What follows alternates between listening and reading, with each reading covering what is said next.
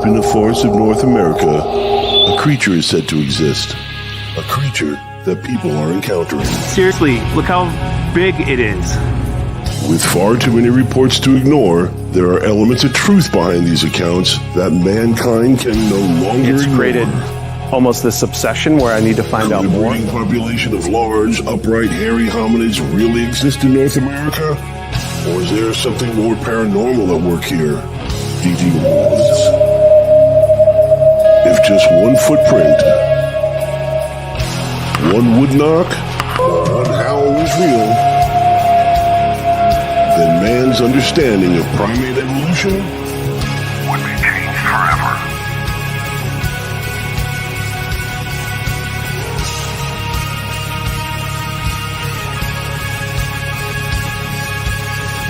Join Glenn Purcell and the Catskill Appalachian Research Collective as they delve further into the mysteries of Bigfoot and other paranormal phenomena through the eyes of witnesses, investigators, critics, and skeptics. Join us as we look to discover what lurks from behind tall trees.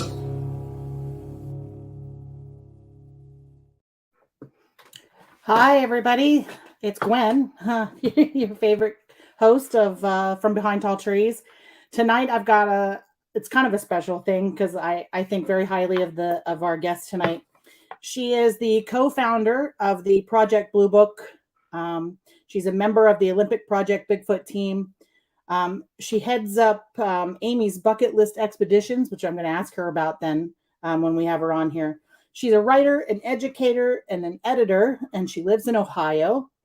She's been searching for Bigfoot since 2012, and she's been all over this country. And she's going to be participating in an upcoming film, Legend Meets Science 2, with Doug Hajicek, who is the producer of MonsterQuest. And let's bring her on, Amy BUE. Hi. Hello. Hi, Glenn. So this is kind of exciting. Thank you for joining us tonight. It's going to be great. Thanks for having me. I'm excited too. Absolutely. So I want to just dive right in because I know as soon as people start joining us, they're going to have 9,000 comments. And the first thing I want to tackle is what took you down this rabbit hole? We were talking about the rabbit hole. I am just a normal, ordinary person who never really thought about Bigfoot much at all before 2012. But my story starts with me as a passenger in a car going over a bridge here in Ohio. And I saw something across a body of water there that really has changed my life. And I don't claim to know what it was or that it was Bigfoot, but what it looked like to me was what I thought Bigfoot would look like. You know, I wasn't into this. I had not even a toe in the Bigfoot mystery at that point. But it was something very large and very broad-shouldered. It was hanging onto a tree and it moved. So it wasn't like a statue or anything like that. It seemed to be looking out at some birds that were on a cement structure in the water. But it was about 100 yards at least from the car that I was in. And you're driving over this bridge that's on a highway, so we couldn't stop or anything like that. And I didn't even say anything to the driver until after we passed it. And I was like, I think I just saw Bigfoot is what I said. But, I don't know for sure what it was, but it is what catapulted me down that rabbit hole because it left enough of an impression on me that no matter if that was Bigfoot or not. And pretty quickly I found out that other people were seeing what they said was Bigfoot in that same area. But no matter what it was, it's my starting off point because I started reading everything I could. I started listening to podcasts and going to see people talking about this phenomena. And I'm hooked. It's been a wild ride. And I still, I'm just as enthusiastic as back then. Absolutely. It seems like it starts that way for everybody. It starts with some sighting or some... I have talked to a couple people where it started when they were little kids and they saw a movie about but most people I find it's because they saw something they can't explain and that's the only thing it could have been, and so they just go from Yeah, there. So, I try to think of anything else whenever I get a story or have something happens to me. I'm like, what else could it possibly be? And like I said, I don't know what that was, but it looked like Bigfoot. We'll just put it that way. so let me ask you, in 2012, when you had this experience and you started researching, how, from woman to woman, how did the Bigfoot community accept you as a researcher? I mean, it is a male dominated field. It basically. definitely is. And I remember that I think it was the very first interview I ever did with someone, they asked me that same question. And back then I had said, "Oh, it's great." Like all the guys that I am out in the field with or that I talk to have been very accepting to me, and it's wonderful and there's no difference. Well, my opinion has changed a little bit. Not totally, because the guys that I hang out with, I would say the same exact thing. Whether they're here in Ohio or Pennsylvania, I have very good male friends and colleagues who I just don't, we just don't think about that. Whether it's in the Olympic Project that I'm a member of with Shane Corson and Derek Randalls, never once have I felt different because I'm a woman. But there are times when that happens where, and it's not because it's Bigfoot. I don't think that's just how it is in life. I think where sometimes you get talked down to a little bit, people assume you don't know that much. And believe me, I don't say I'm not an expert in any way, but I feel like I've at least educated myself in things. The thing that bothers me the most, and it's kind of a double-edged sword.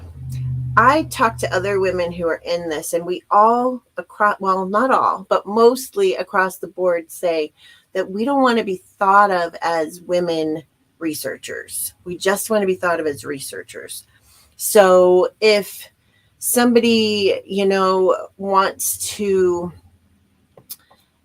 say they're having a conference and it's all men, which is often the case, Right. I don't want to be invited because they need a woman to fill a spot. I want to be invited because they think I have something worthwhile to say. So there's that. But I also, does it bother me ever when you see a huge lineup and there's just one woman or maybe none? I have to be honest and say yes. But then again, I'm always looking at all angles of things. But then again, sometimes it's hard to find women who are speakers. So, I've been in that situation where I used to help put on different conferences or whatever, like small events and things. And I had a hard time finding a woman, not women researchers. There's a lot of them out there, but somebody who wants to speak, they're on a stage and doesn't mind public speaking. So I guess I feel different ways about it because, and I'm not saying they should take me, ask me to speak. I'm just saying there's just such great speakers out there that I know of that I would love to hear. And when you go to a conference and at least half the audience seems to be women, I would like to hear their perspective more. So overall, the men that I choose to spend my time with researching are awesome and just never ever make me feel any different. But you know what I mean, Gwen. Absolutely. I do. Absolutely. Yeah. I get excited when there's I was just out to Ohio to Salt Fork conference, and Renee was there, and Yes. I actually got to meet her for the first time, which was super exciting because my husband was like, "What the hell?" She just walked up to me and started talking like she knew me nice for forever, and my husband's like, "Who is that?" And I'm like, "That's Renee Holland." Yeah. He's like, "Do you know her?" And I'm like, "No." Kind of. We feel like we do. Yeah. He's like, "Wow." And I'm like, "Yeah, I don't." She's so nice. And she always, the first time I met her was at a taping of their show like several years ago. And she was out there talking to all the kids and all the people and just really making people feel welcome. Yeah. She was very nice. Yep. Yeah. And I just feel like usually when I go out on an expedition, my thing I always say is that it's usually me and 3 dudes out there for some reason, and different people. And those times, like, they value my perspective. Right. I'm somebody that thinks men and women bring different things to the table often. And, I agree. I think they should utilize that more. But Renee's great. Yeah. Yeah. I research with the group of guys too. I Yeah. mean, I'm the only woman really. I mean, my friend Carrie likes to research too, but she's doing the Appalachian Trail right now, so she's not researching Awesome. anything with me. But yeah, they're all great, and they all include, like, I'm included, just like I'm one of the guys. Yes. Yes. So It's a great feeling. It's a it is great feeling. great thing. I wouldn't trade them for the world. Mhm. Would Right. not trade them for the world. Right. So you have a lot of things, and the one thing I wanted to talk to you about was this Amy's Bucket List Expeditions. Mhm. Can you tell us what that is? Sure. I came up with that name. Like, oftentimes if I'm set up somewhere, they're like, "Oh, you hold expeditions. How much is it or whatever?" And I'm like, "No, maybe it's a bad name." I I don't really I don't sell expeditions or anything like that. I just kind of go on my own, and then if anybody wants to come with me, they can. But I made it just an acronym, ABLE, for Amy's Bucket List Expeditions, because I had started a bucket list. Oh gosh, I can't. Well, I wrote it down in 2015 after my older brother passed away. And I had thought about a lot of things that I wanted to do, but I never really purposely tried to go out and do them until then. And he and I had already signed up. We were going to go to an expedition in Kentucky together, and he was just going to be nice to me because I don't think he had any real interest in Bigfoot, but we were just going to go together. And I am a 2-time cancer survivor. And both of those episodes happened before he passed away, and he passed away from something else entirely. And it just got me to think. I was like, man, I've been given a second chance, a third chance, and since then a fourth chance with some other health problems. And I need to get my act together because you just really don't know how long you have. So anyway, a lot of my bucket list, and it just keeps growing. I keep adding to the end of it because I figure that I'll never die, because I'll never get through it. Just That's kidding. perfect. But a lot of the things have to do with Bigfoot, like places I'd like to go, things I'd like to do, just because I'm so interested in it. But my number one thing on that is actually I want to be in a demolition derby someday. So that's my number one thing. That is awesome. Yeah. So I just do a lot, and it's kind of the umbrella thing that I do a lot of what I do through. I do stuff for kids, scouts, libraries, and I do that through Amy's Bucket List Expeditions. And I think that's awesome. Yeah. And I think that's an awesome concept, and one that should be put out there. Mm-hmm. That if you have something you want to do or someplace you want to go, you should put it on a list because life is short. Right. And you should go after those things. And I agree. And Bigfoot has made me really brave. Like, getting interested in this topic really brought out this Amy that I wasn't familiar with for a really long time. Like, as a kid, I loved camping and I was more adventurous, and then life happened and it, that went away. But once I got interested in Bigfoot, I just started doing things I never would have thought I would do. And it brought me down all these different roads that are still crazy to me that I've been, fortunate enough to do. And so yeah, I need a Bigfoot bumper sticker that I say that says Bigfoot saved my life or something, or at least made it a lot better. That is awesome. That is awesome. And I got to agree. I've only been doing this for 2.5 years, where you've been doing it for much, much longer. But it does. I am finding myself doing things that I wouldn't normally do. I hear, we have a lot of strange occurrences here at my house. Mm-hmm. And I believe I saw a Bigfoot very close to my house. Right. But we have these crazy, strange things that happen.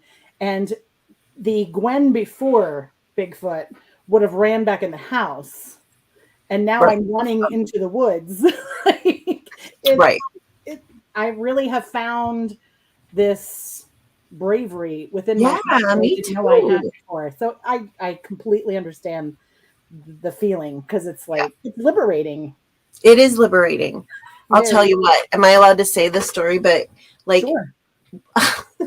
the first time, my mom always gets so horrified if I mention anything like this, but like the first time I went to the bathroom in the woods, because it's like something I never ever thought I would do. I just felt like, oh, like I can go anywhere and I can do anything because you're not limited like you thought you were. So that was such a big deal thing to me. I don't know if anybody relates to that, but That to is me it was awesome. a really big deal thing. That is Sorry, Mom. fantastic. That is a great story. Your mom's going, oh my gosh. So your experiences. Now you've been all over the country. You've been Washington, Ohio, Pennsylvania, because you're right over the line of Right. Pennsylvania. So you do a lot of research in Pennsylvania. I'm sure you've been, Virginia and wherever else you've been. Yeah. What kind of experiences have you had? Have you had anything really crazy happen that afterwards you're like, did that just freaking happen? Like, A few, I have not had that many personal experiences. Like for as much as I try to get out there, not a handful really, and all of them I'm still not sure what they were. I've never had like the smoking gun. I'm a 100% believer because I saw it up close, and I've never had that, but I hope to someday. I have hope for that. But I have had some cool things happen. One of my favorites was out in Mount Hood National Forest out in Oregon. Me and 3 dudes were out there, and we had backpacked in several miles, and I'm not sure exactly how many, but we were set up next to a lake just in the middle of the forest, like not a campground or anything like that. And they were fishing for our supper, and I was collecting firewood and all that. And that night, or one of the nights, we were there several days, but one of the nights I had woken up thinking I had heard something.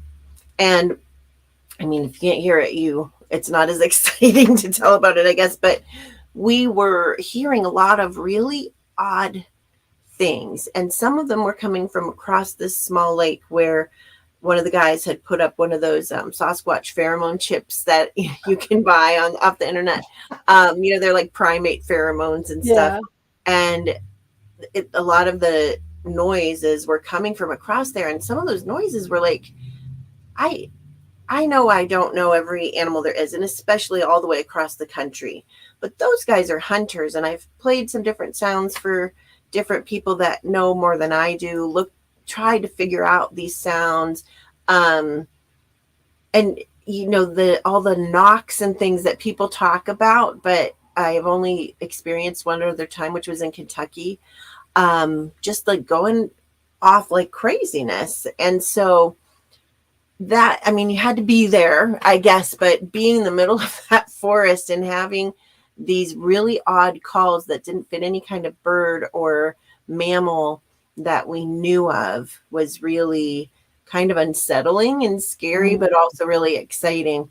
I think it was after that I decided to become a certified volunteer naturalist and learn more about what is not Bigfoot in the woods, so that I wasn't fooling myself into thinking, something was Bigfoot when it's not. But it still can't really pinpoint some of those sounds that we heard. So that was another personal story to me. In 2018, I was part of an expedition in southern Ohio where myself, my friend Monica, her husband, and my fiance were all on a seated team the last night of the expedition. And another team was across, we were on the top of a power line cut, and it went down the hill. The power lines went down the hill. There was like a stream at the bottom, and then it went up the other hill. And there was a walking team that I had been on the night before that were coming through the woods. And while we were waiting for them to get there, we were just talking. It was kind of misty out. I was sitting on the tailgate of their truck, and we had smelled something kind of funny, which is the only time I've had that happen. We were seeing some weird lights up in the tree, but we figured it was misty, and you have those power lines there. We figured it was electricity, and that's what it looked like. Right. But I just like setting the scene and had heard something that sounded like footsteps off to the left. And this was in the middle of the night and dark out and everything. And somebody went to go over there, and I'm like, I'm not going over there because there is a cemetery. And I'm like, I'll be brave for Bigfoot, but like leave the ghosts out of it. So anyway, Monica's husband was looking through his FLIR, and he jumped up, and I can't remember if he hit his head on the car or almost did. He was like, what is that? What is that? And so he gave me the FLIR, and we're both looking through it. And it took me a minute because I'm used to seeing things as white hot, like the heat signatures as white hot, and it was turned to black hot. But both he and I watched something walk down that cut that seemed to be very large. You know, all we had to compare it to was trees on this side and the base of the towers on this side, because they still had residual heat in them, so you could see them. So we watched it go down, and then it went right over the embankment down to that stream, which nobody, it's not like it was so like dangerously far to drop, but nobody I know could just like walk over there. So anyway, we had the other team that was across came back over, and we had one of my friends, Kevin, who's I think 6'9", go stand where we both saw this thing when we first saw it. And I always say I'm a reading and a literature teacher and an English teacher, and I said I never have had like the vapors before, you know, or fainted or anything, but I had to grab my friend because when I saw how small Kevin looked compared to whatever we saw, my knees buckled. Like, I'm like, oh my gosh, my knees like gave out. It was scary. Like, it was intimidating. Yeah. So again, I'm just for better or worse, I'm a very skeptical person. And so since I did not see exactly what that was, I still can't say for sure what it was. Absolutely. But our impression of it was that Kevin was smaller, like much smaller than it. Could it have been further down or further back? Sure, it could have been, but we could see the people and the clothes they were wearing. We could see the deer. We knew it was deer through that FLIR. Right. And what we were looking at was all uniform in color. And you could tell it was walking away from us because it kept getting smaller. So it was really interesting. So it was either really big, naked somebody out there with fur on it or something. Well, I don't know. But that was a scary night for sure. But good scary, you know. Yeah. I get scared still, even though I'm out there. I still get like, oh my gosh, why am I out here doing this? But we looked the next day. Different people looked for footprints, but the grasses there were really matted down. But that's an area where lots of sightings have occurred over the last several decades. Wow. So who knows? But that was a good one. That was fun. It is amazing. I don't tell that story too much. So there, you got a good story. Or a different story. I'm glad because I'm the only time I've had, well, I shouldn't say the only time, but the most memorable time with a FLIR camera for me was when I was on, it was probably 8 months after I had my sighting. And for my birthday, I went on a BFRO expedition. Mm-hmm. And we were in the middle of a logging road. It was me and two guys, and we all heard something walking right in front of us in the tree line. And we all put up our FLIR cameras, and we couldn't find what it was. Oh, wow. But it was still walking. So you're like trying to, you're doing this. Oh, boy, yeah. We just couldn't find it. I don't know. That's what it crazy. was. It was very creepy. And that flash of one moment, I'm like, I'm going to die out here. Right. It's something I can't even see. I don't even know what it is. We couldn't find it in the FLIR. There was nothing. It was just dark. There have been many, many times where I have been in a tent by myself, and like the one tent I bring with me if I'm backpacking is small. Right. And so I'll just be like sleeping like this, and or not sleeping. I'll be like, I don't believe in bears. I don't believe in bears. I just get so scared. Yeah. I have been camping and I hear a noise and I just lay there. And I don't even blink my eyes because I'm like, it's going to hear me blink. It's blink really still. Like, and I'm just frozen. I just can't move. Right. Like, I'm just. But I think like I tell my students, I'm a teacher, I tell my students, like, being brave, and I'm not the first to say this, this is like a quote out there, being brave doesn't mean you're not scared. It just means you do it anyway. Right. So we are brave. Because you're never going to have the experience if you don't take the leap. You got to go out there or you're not going to have an experience. Yes. And I get excited at seeing deer in the woods and seeing chipmunks. And me too. Bunnies. I'm like, oh my gosh, you see that deer over there? Like, it's like I've never seen a deer before. Right. I mean, I would love to if Bigfoot would just walk out and sit by the fire and have a beer with me, but that's just not going to happen. That'd be great. But I still get excited over all of the wildlife I see, all of the flowers and the trees that I see, because there's so much to learn. Yeah, it's never wasted time for sure. Never wasted time. Never wasted time. Another scary time was last summer. I was out in Montana on the Blackfeet Reservation with some of other members from my Project Zoobook, and we had just seen a grizzly bear that day, and it was far away. But I'm like, they probably like walk a lot during the day, and what if it's out here with us? We're just out, no protection out there, like with your little tent and everything. Hi. But that was a little scary. So yeah, I love seeing all the other wildlife, but I also get chicken from it sometimes. Oh, absolutely. Absolutely. Yeah. I don't know about you, but I'm that one that goes out in the woods and I'm like, no perfume, no makeup. Like, that's me. Smell like a pineapple. My theory is it's going to attract them somehow. Right. So, it's going to attract something. Yeah. Or repel others. Yeah. So talk to us a little bit about your Project Zoobook. You are a co-founder of Project Zoobook. Project Zoobook. Zoobook, sorry. Zoobook. Yeah. That's okay. Blue Book is the alien. So yeah, you could do that too if you want. They're creepy too, but but yeah. Hi, Tina. If it's Tina, she is my research partner and my best friend. Awesome. Yes. Perfect. So Project Zoobook, Tina's in it. It is the most fun thing. Well, I feel like I do a lot of fun things, but one of the most fun things that I am involved in, and basically it is a group of researchers and scientists who are looking into Bigfoot and doing different research projects.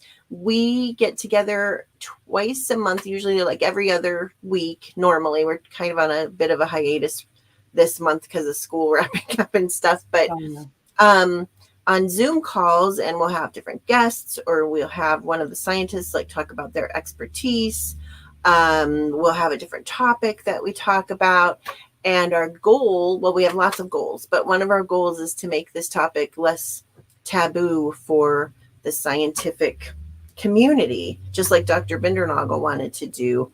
So we if anybody wants us to, we keep people's identities private, because a lot of the people that are interested in Bigfoot don't necessarily want their jobs to know that.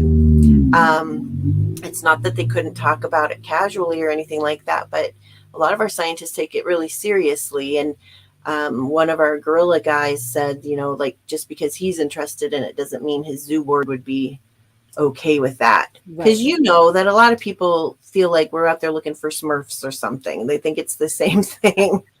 So I'm the face of Project Zoobook for better or worse, because my job is not on the line, but I call myself the coordinator of the smart people, because we have wildlife biologists and anthropologists and primatologists and taxonomists and lots of ologists in there, some of whom are hopeful skeptics, which is what I consider myself to be, and some of whom have had sightings. So it's really cool, and different people are doing different projects and side stuff in there. And we call ourselves a think tank. There are a lot of other groups out there and people out there who have a scientific bent, or look at this too, and who are doing great work, but this is just ours. That's awesome. Mm-hmm. Do you find it's hard to get people to open up to you about their sightings or stories or encounters? Sometimes, and sometimes not. Sorry, here's my cat. Hi, this is Linguini. I told you he was going to make his way in here. What Tina and I have been doing for the last several years, I still do Bigfoot things, conferences. I just did one this past weekend. Still love doing that kind of thing, but I have started to spend more of my time at outdoor shows. So I go to hunting and fishing shows a lot, and I've done several already this year. And Tina often comes with me and some of our other friends, and we will set up a table and make no secret about it that we're there to talk about Bigfoot. And people will come up and, I have some different footprints, none that I found because I'm not that lucky, but just different fun stuff to look at on my table. And basically all I'm there for is to get people's reports. And we didn't know that I was given the opportunity to do that by a friend of mine, Dave. And it kind of took off, and other outdoor shows asked me to come. And we didn't know that first one. I went there by myself first. I'm like, what if, I don't really care if people make fun of me. I'm beyond caring about that anymore. But what if, I disappoint the people that are putting this on and all that? And I don't know, I think too much. But I was putting down this carpet that he wanted me to put in my booth area the night before that first outdoor show. And I look up and there's five guys in camo, standing around waiting to talk to me. So I get up and I'm like, hey, and all of them were other vendors that were putting their booths up, and they all had stories for me. So I went from thinking are people going to throw tomatoes at me if I'm talking about Bigfoot, and they're talking about what fishing lure to use, and they're talking about culling coyotes, and here's me. It went pretty quickly from being worried about it to being really exhausted and getting a lot of my friends involved because we were getting so many encounter stories, and most of them from people who haven't ever been to a Bigfoot conference or anything, and so they hadn't told their story before. And it's been a phenomenal way to get people to open up. And I don't so much go out. I mean, we'll sit there and we'll be like, hey, you have a story for us, and just, kind of having some rapport with people. But usually where I place myself, it's because people already wanted to tell their stories, or they contact me, or I just give them that opportunity. So sometimes I've had grown men that have cried while giving me their story. So it might have been difficult for them to do, but I just kind of make myself available and wait and see if anybody wants to talk to me. Right. And I have been following you, so I was aware of your first outdoor show because I know you had posted that you were very nervous about it. Yeah, and I was excited to see that you were doing more of them. So that I was like, that's great. I don't know. I think it was 4 years ago or something. It was before COVID that we did the first couple of them. But I always get nervous a little bit, especially before I'm supposed to talk. I just get a little bit I want to puke a little bit. And then as soon as I'm up there, I'm okay. So, yeah, it's been great. It's been the best. Really good. You, I have pretty much I'm going to be 50 years old this year, and I just don't care who thinks I'm the crazy Bigfoot lady, because literally I'll introduce myself as I'm the crazy Bigfoot lady. This is what I tell people. Right. But in my area, it seems like you can go on the BFRO website, which I did when I first had my sighting, because I didn't tell anybody, including my husband, who was in the car with me when I saw this thing. I didn't tell him for hours. I was pondering what the thing was that I saw. Was that really what I saw? Could it have been something else? You just question your sanity. Yeah. I know how that is. Yeah. I go home and I get on the computer and I'm looking up Bigfoot reports in my area, and they go back to in the 1970s, but they're very like one here. Maybe Yes. 20 years later, there's this one. Yes. And I just am finding that people have not told their stories, have not reported a sighting because they didn't want people to think they were crazy. A lot of people, yeah. Yeah, and I have Bigfoot stickers everywhere on my car, and I have, I branded Got Knockers, and that's on my car. And it's nothing for us, to go to the gas station, and somebody will look at the back of my car and go Got Knockers, and then they walk over and we start a conversation.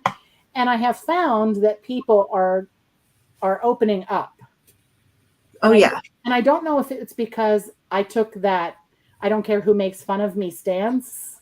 I'm sure that helps. And I really do think that helps. Yeah. People are just you got to put yourself out there. Yeah. I mean, I don't know. I do the same. I have stickers on my car and I'll wear a t-shirt or whatever, because a lot of times I got a report in the grocery store because of that. I don't know. I feel like what you said, like there are a lot of people who have never told their story, have never thought they had the opportunity, have never thought anybody really wanted to hear it, haven't even told their own families. And I think it's important, first of all, I'm sure you do too. Like, it doesn't matter what you do, you have people criticizing what you do. But I have a lot of sightings that I don't make public, not because I care, but because the witnesses have said they don't want me to. And I'll defend that. Like, I don't care what anybody says. Absolutely. If they don't want me to tell it, I won't tell it. Absolutely. But there's, you're talking about the BFRO database, and this is absolutely no shade to the BFRO database. I used to be in the BFRO, and they have a lot of really good reports. There's a lot of reports that they have that aren't even public for lots of reasons. Maybe they couldn't vet the person. Maybe they didn't leave their phone number or whatever. So, but there are a lot of individuals like myself who have a lot of reports that aren't public.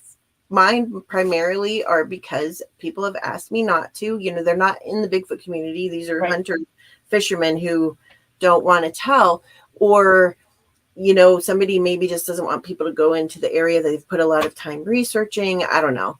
But there are a lot of other reports out there. We are involved with Scott Thompson from the Bigfoot Mapping Project. It's an app. I don't know if you've seen that. Oh, I have not. It is amazing. And he's taken reports from all different people and made this app called the Bigfoot Mapping Project. And it has like a map of North America and where you have these little Bigfoots, like where things happen, and you click on it and it tells you the story. And I'm in the process of putting some things together for him that I can share. Right.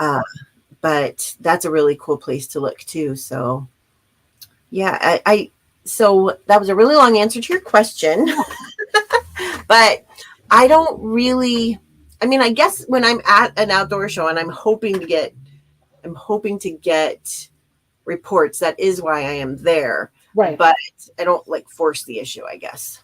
So. Oh yeah. Yeah. Cause I have people that have said, I've never told anybody.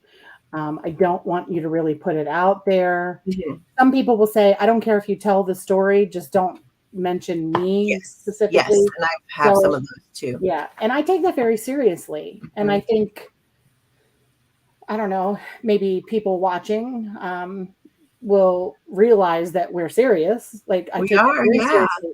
People's reports to me are they're very sacred. I feel honored when somebody comes up to me at the grocery store, at the gas station, or sends me a message. I take that seriously. I feel oh my gosh, it's almost like they just gave me their child. Right. Because you see the emotion that they have when they're telling it to you. Yep. I was speaking at a very small conference in Ohio one time, and somebody in the audience asked me how many reports that I personally had taken over the years, and I said that all in all, from all of the outdoor shows and different things I do, I'd say about 300. And there was this guy in the audience who I actually respect as a researcher, but he's like, I don't believe you. Pretty much, he was like, you're just saying that like to look good or something. And I'm like, if I wanted to look good, I would have said like 1,000, you know. But I'm like, I don't care what he thought. But I was just like, if I'm being, and I do tell a lot of the stories, as if it's one like you said that somebody said I could tell, but just don't give details. I do share those, but the majority of the stories people have asked me not to share, and I'm like, I don't care if you think I'm lying. No, I'm not. right.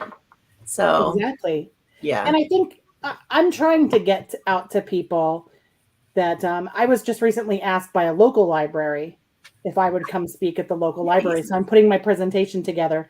But one of the things I really want to touch on in that presentation is reporting.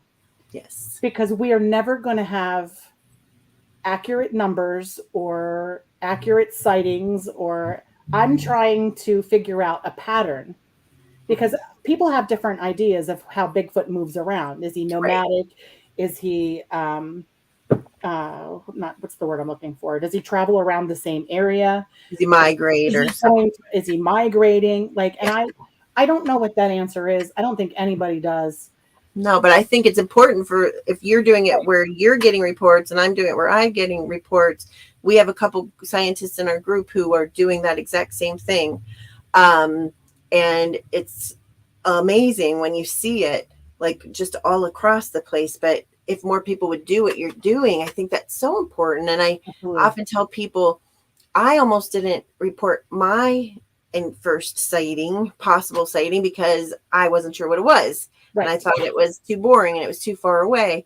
But I always tell people, I don't care what, if you're not sure or not, if one person here tells what they heard and one person finds a footprint and somebody saw something, and, you know, somebody heard a story from somebody else, it gives us a better story, picture of that area. And it's so important.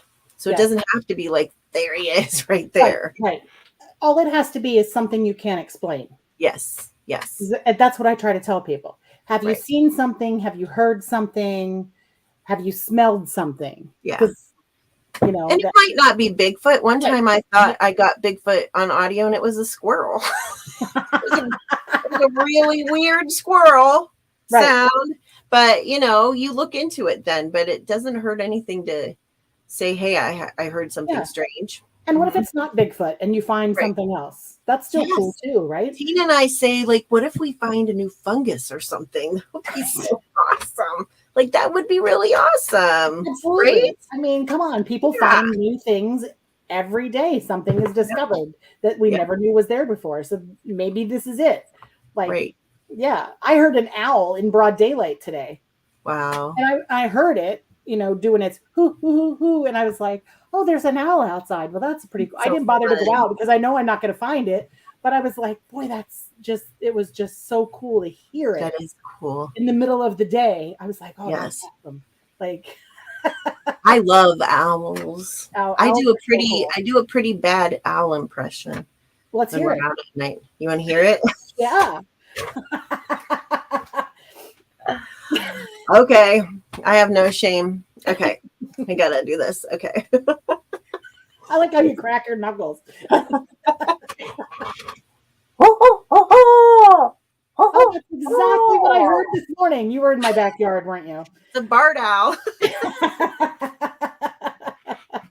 Oh, that's funny. That's great. It sounds better at night over the river. Oh, yeah. Yeah. Now the question is do you get replies to that? I do sometimes. I was down in Daniel Boone National Forest in Kentucky, and one of the naturalists was down there, and we were sitting by this pavilion that was like all rotted in the middle of the woods. And he started doing that, and all these barred owls flew in. They were in the trees, and they were doing that "who cooks for you" thing back to us. It was really cool.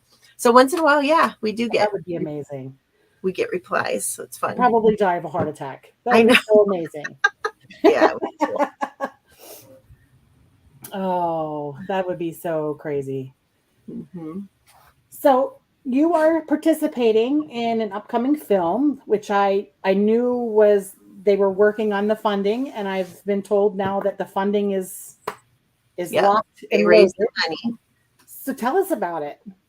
Well, I don't know exactly what I'm doing, but Doug asked Project Zoobook. I'm like I said, I am the co-founder of it, and he's been a part of Project Zoobook for a few years now, and we just love him. He has so much knowledge and so much energy, that he brings to it. So he's been working alongside us, and he asked, for us to be a part of this documentary. I think about it, that was one of the first things I watched when I got into this. I went back and started watching old MonsterQuests and stuff, and I saw that Legend Meets Science, the first one, the first documentary.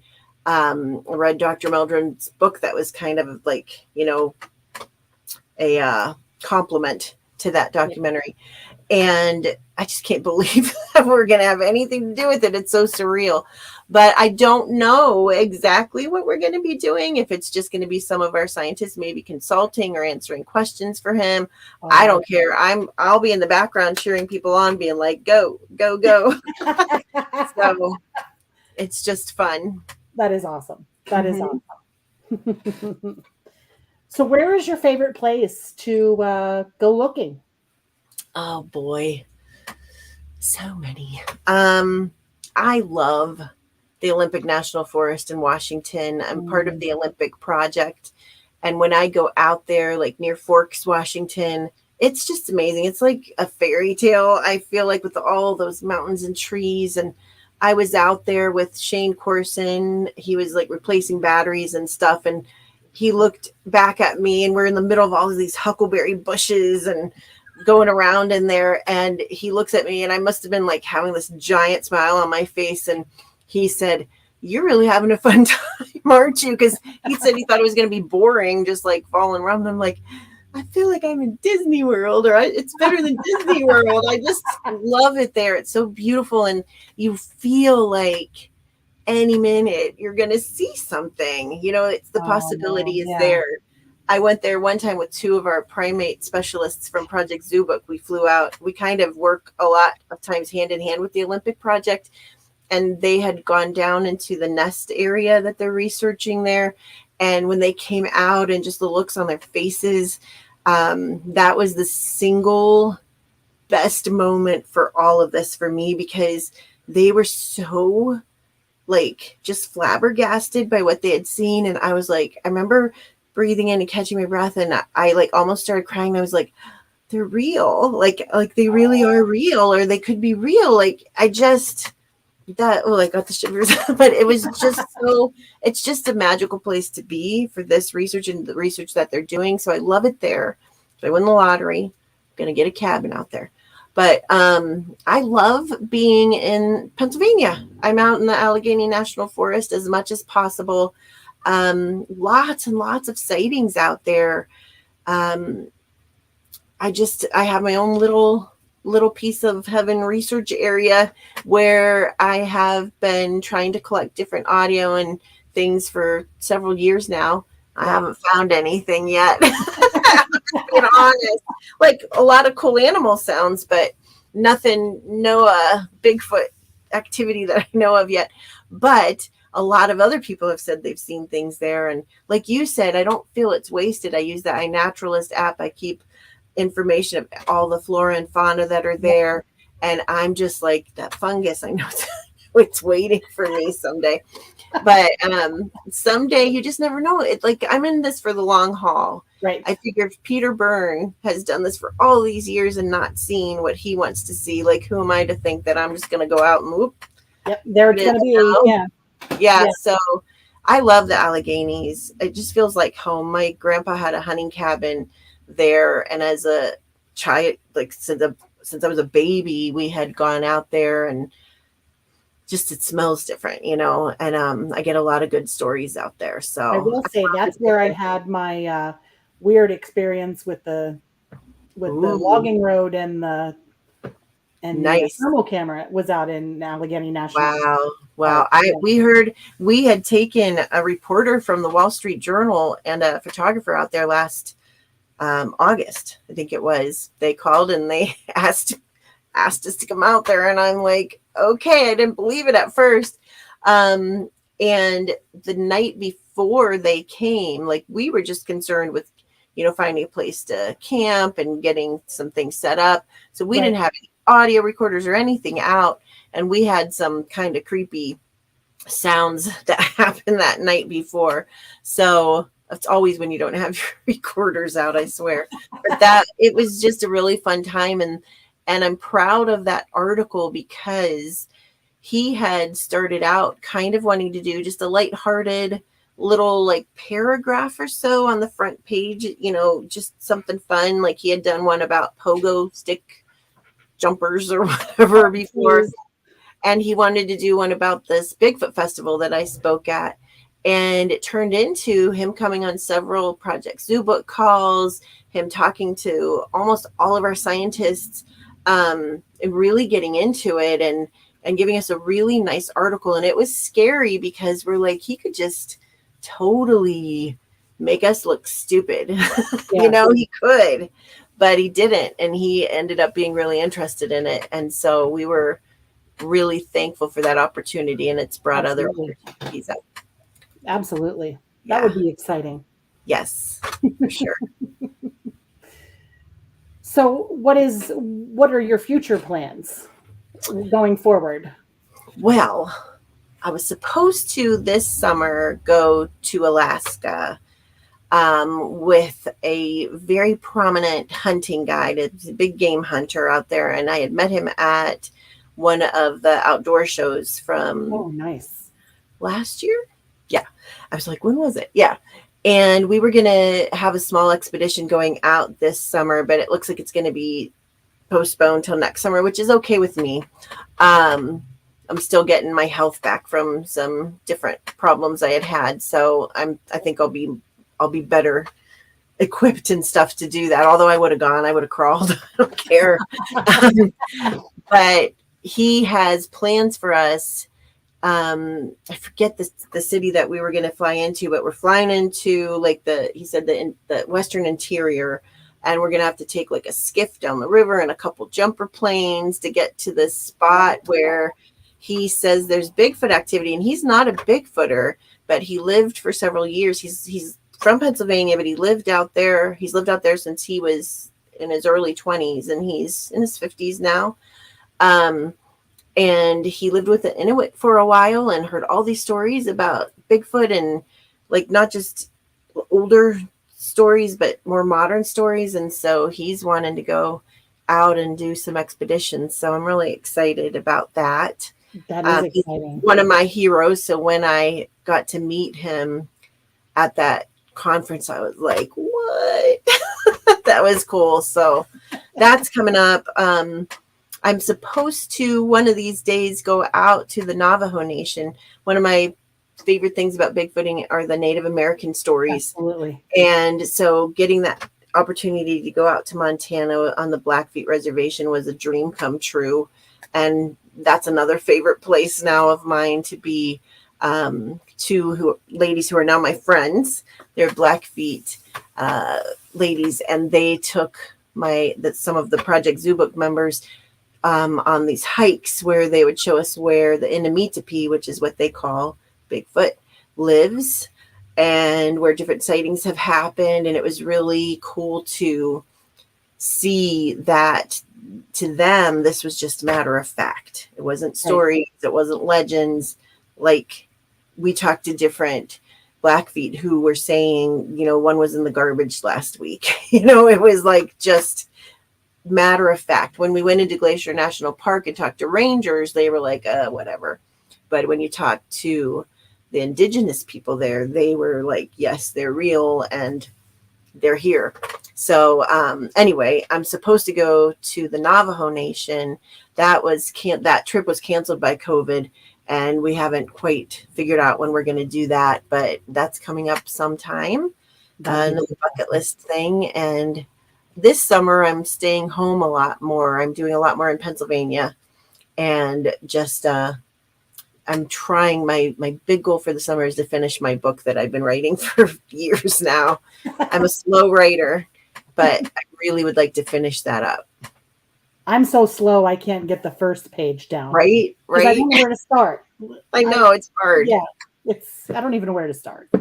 I don't know how people write. I don't know how people write. Is it hard to get in with these, like the Navajo and the Blackfeet, or is it hard to get them to bring you in and talk to you? Well, sometimes it's who you know. With the Navajo, I have a really good childhood friend who goes out there and does mission trips, and the family that he stays with are the ones who said, yeah, like bring her along sometime, you know. But from what I understand, and I hope I'm saying this right, is that the initial time I would go out there would be kind of for me to meet them, see if they feel like they could trust me, you know, that kind of thing, just getting to know me, and then go back another time and maybe really get into some research out there, which I'll do whatever it takes, you know. Right. I just have so much respect for, that's something my dad and I shared, was a love of and respect for our Native people. And I just would love to and be honored to go. Right. As far as getting out to Montana, one thing Bigfoot has done for me is to make me, especially being the coordinator of Project Zoobook, it has made me a lot more brave. And where I used to never ask anybody for anything because I didn't want to bother anybody. And sometimes I'm still like that when it comes to friends, you know, stuff. I have this mortal dread of bothering people. I've come to learn that it doesn't hurt to ask, you know? And so I found these ladies, they have their own YouTube show where they are gathering in a Meetopi or Bigfoot stories from their tribal members. And so I reached out to them, and we kind of got a little like Facebook friendship going. And they're like, you should come out here sometime. And I'm like, okay. Yeah. You know, like I didn't have to ask me twice, you know. So we set up a little expedition out there, if you want to call it that, but it really turned out to be just camping with friends, you know, new friends and old friends and colleagues. Some of the Project Zoobook members I had never met in person before because we're all over the United States and Canada. So it was really fun, and it's something I'll never, ever forget. But I look for opportunities, and I try to make my own opportunities. Like I have reached out to people I never thought would reply. I was very honored to get to go. This was before COVID too, to go out to Washington, D.C. and get to see Dr. Jane Goodall speak. And I got to meet her very briefly, but talk about a hero. But It was just because I kind of put myself out there and was like, hey, I'm this teacher lady, Bigfoot lady. And, you know, I was talking to somebody from her institute, and they're like, come on out. So I had to be brave, and I rode the train Amtrak for the first time out to Washington, D.C. I stayed in a youth hostel, and I was definitely the oldest one there. And it was funny because when I got there, I didn't have a car or anything. So I took this little circulator bus, but I didn't know you're supposed to pull something when you were where you're supposed to be. So I just kept riding it around the city. But I finally got there because I don't make a lot of money as a teacher, you know. And so I had a $20 train ticket and stayed in that youth hospital for $20 and walked to see her. But if you want to do something, then you got to be willing to put that work in and get there however you can.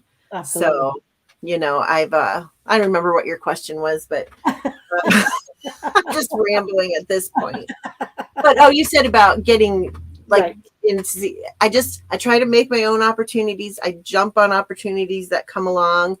And if an opportunity doesn't work out, I've learned to be okay, that one wasn't for me, and it's okay. Right. Move on to the next thing. Right.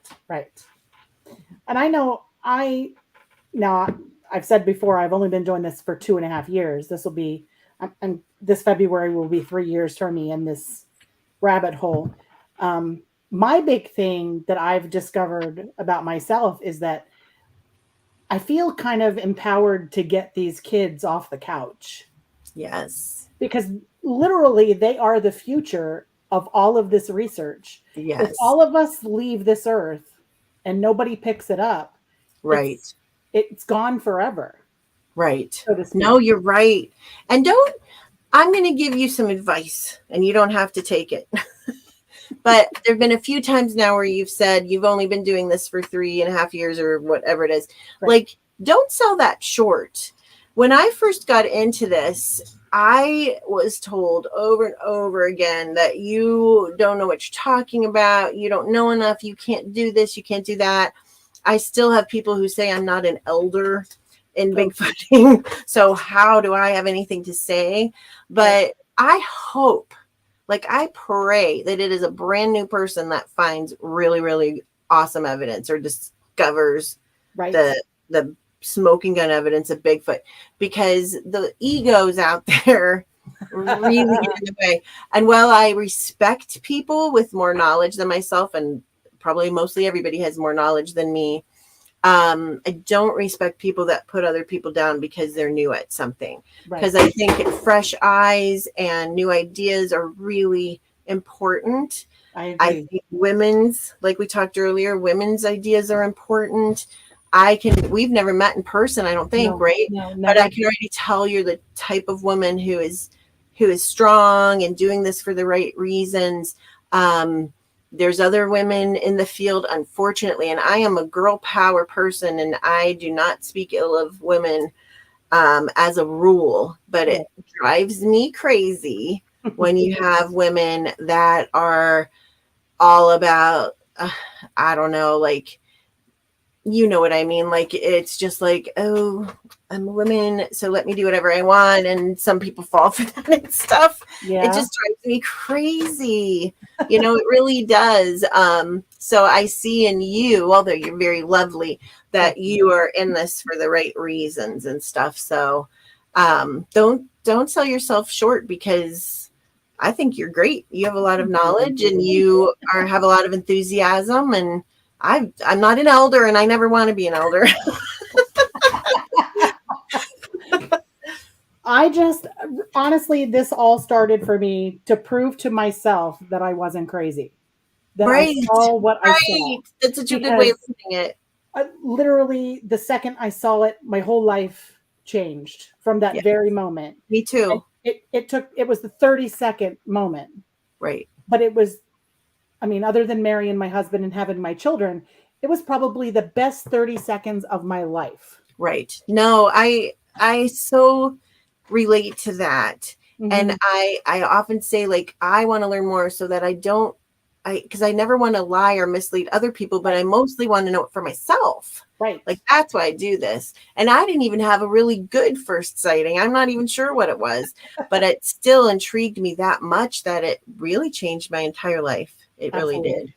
Like we talked about before, it gave me, I found who I was. Yes. It gave me that alley where I could be like, okay, this is who I really am. Like, I stopped being a yes person and doing things for other people to make them happy, and just really sat back and said, I got to do this for me. Like this. And I've learned a lot about myself, and how strong I am, how brave I am. Me too. How little I care about other people's opinions. Right. Because other people's opinions used to mean a lot to me. Yes. And now Tina knows that I still get trapped in that sometimes, because I don't want, like, there's, people can be so mean. It doesn't matter what hobby you're in, but they can be so nasty. I've met some of the best people I've ever met in Bigfooting, and I've met the absolute worst. I wouldn't even be able to. There's not enough time to tell you all the false things that have been said about me or have been accused of.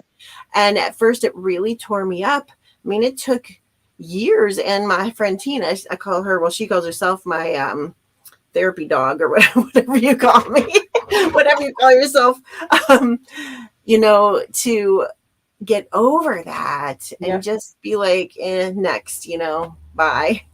So no, like, go us for real. Absolutely. And all the other strong women out there, and men. I love the guys. I love I do those too. I do too. out there. Go out there with me. It's funny because sometimes the guys will say to me, Gwen, do you notice anything? Are you feeling anything? Because I think they think that I bring something different to the table because I pay attention to different things, and you know what I mean? We do. Yeah. So I think strongly that women as a whole, we are in tune to things around us because we have to be. Right. Like if we're walking alone somewhere, we have to be more worried about that. And so our senses are super duper sometimes. Because I work on an ambulance. I'm a paramedic. Okay. And we'll go into people's houses and we'll be treating somebody, and I notice everything. Everything, right. Because I kind of scan the room and I notice everything. And after the call's over, I'll say to my partner, did you see that thing in the room? And they're like, no. I'm not surprised. So I kind of take that into the woods with me when I go. Right. I'm good for you. It's just something I've been trained to do. I just kind of scan everything, and so I don't know. I think I pay attention to things that other people wouldn't normally. I think you do too. And I'm always watching my students to see who's acting up. Well, because that's what kids do. Right. They act up. They do. Yeah, I get them on my ambulance sometimes, so I get it. Okay. Yeah. Oh, geez. Oh, I'm trying to think of what else. I can be on here with you for hours, I think. I can always come back too. We can do it again.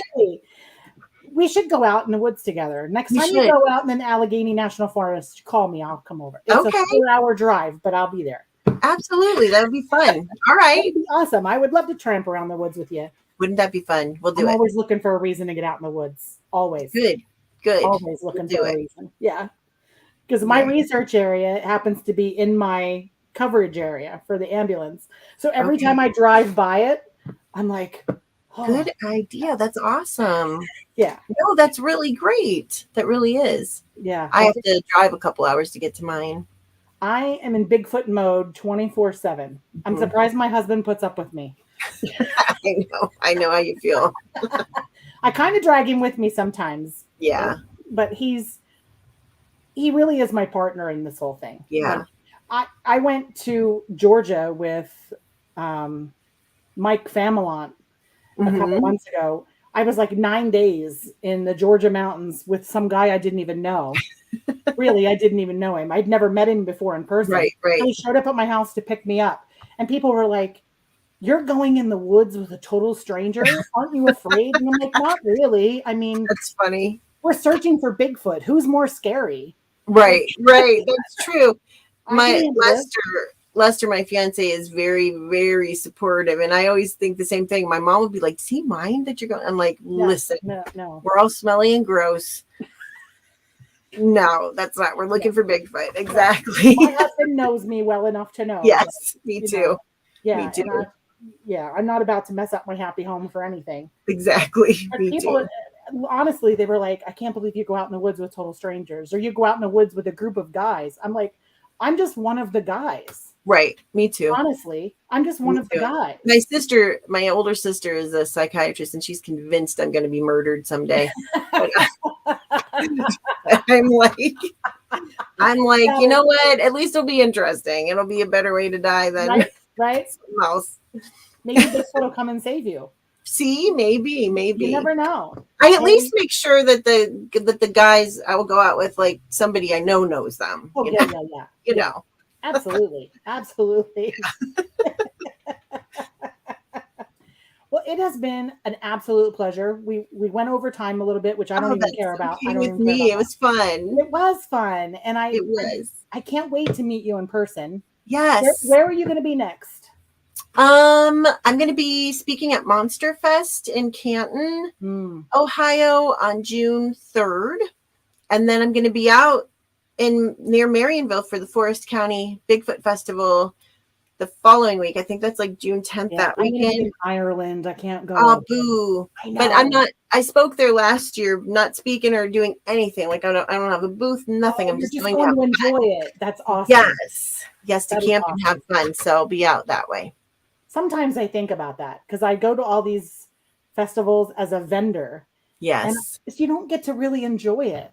You don't. And Like I sometimes used I'm just to, going to come here next time as just a person. yes, you need to do that because I did so many things for a while there and I really enjoyed it. But I used to do the Beaver Creek Bigfoot Day and this and that. And I passed the torch on to somebody else who was interested in doing it. I'm like, I want to be in the woods. I want to finish that book, take reports. And I really love those outdoor shows. So I do that too much now, but awesome. It's fun. But I just pick and choose the things that I like to do the most. Absolutely. Which is like talking to you. Well, thank you. It was great. I was excited to meet you. Yeah. You're everywhere. I was excited to meet you. You're Amy BUE. Oh no. I'm a big, gigantic dork is what I am. Well, from one dork to another. Yes.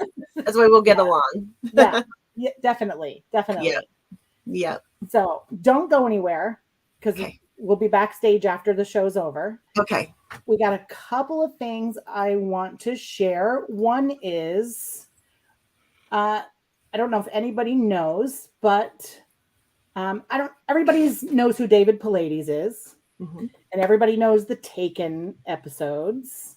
We have at the CARC have been researching the disappearance of Tom Messick in New York. The guys have been up there a couple of times. I was only able to get up there once, and then of course the snow flew, and nobody gets up there for anything when in New York snow.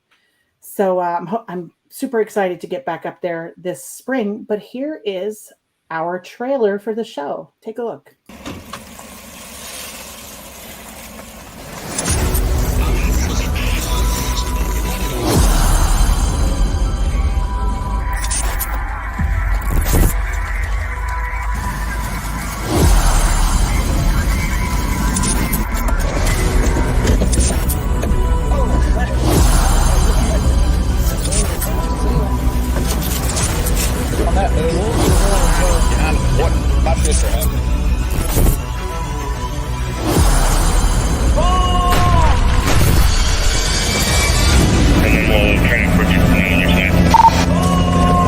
Tonight, more help is on the way. Friends and family aren't giving up.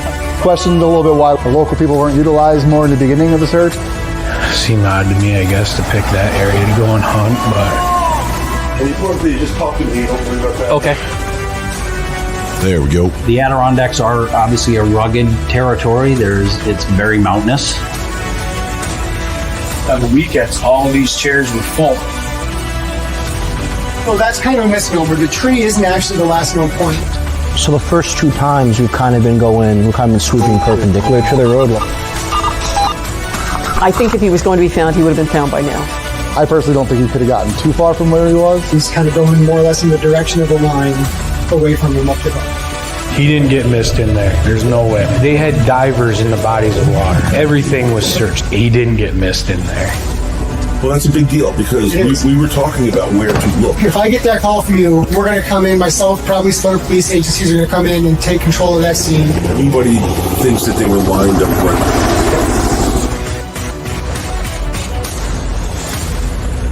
All of that over a beer can. Cancel.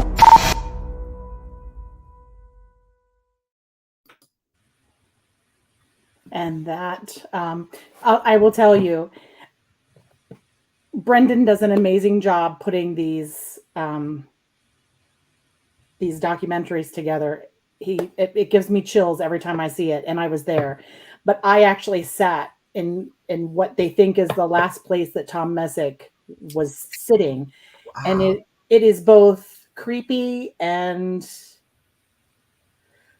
eye-opening. I don't know other thing to say. Well, that looks really good. I can't wait to watch that. Brendan does an amazing job. Kudos to him because he is absolutely amazing. And I could never make something like that. Oh, that's awesome. That's great. That's great. But I can't wait to get back up there and continue the search. We are pretty much hell-bent to find this man. Yeah. I don't know how we're going to do it, but we're going to give it our absolute best shot. Yeah. Well, Godspeed to you. I hope you do. I hope you do. I hope we find him too. Give the family some closure because it's a really strange case. Yep. So, as far as Got Knockers goes, we are taking a hiatus until July because we have a lot of personal things going on. We're going to Ireland. We've got weddings. We've got all kinds of stuff going on. I, of course, hold a full-time job on top of all of everything else. So you're not going to find us until the middle of July in Gatlinburg, Tennessee for the Smoky Mountain Bigfoot Conference. So that'll be fun. And of course, you can always find us at gotknockers.org for all your favorite Got Knockers gear. We've just added some new stuff, and some stuff I just can't keep in stock fast enough. Our little Bigfoot plushies, they're insane. They go like crazy. So the poor girl that makes them, she probably is just going to be making Bigfoots for the rest of her life. I'd love her. So it's going to be great. And I really, really, really enjoyed talking to you tonight. It was a blast. It's been fun. Literally, I could go on for hours, I think, talking with you. You better do it in person, though. Yeah. Yes. Around a campfire, for sure. Yeah, absolutely. Absolutely. So for all of us at the CARC Universal, we thank you for tuning in tonight. Remember to keep looking for Squatch. Have a good night, everybody. Bye-bye. This has been a CARC Universal production.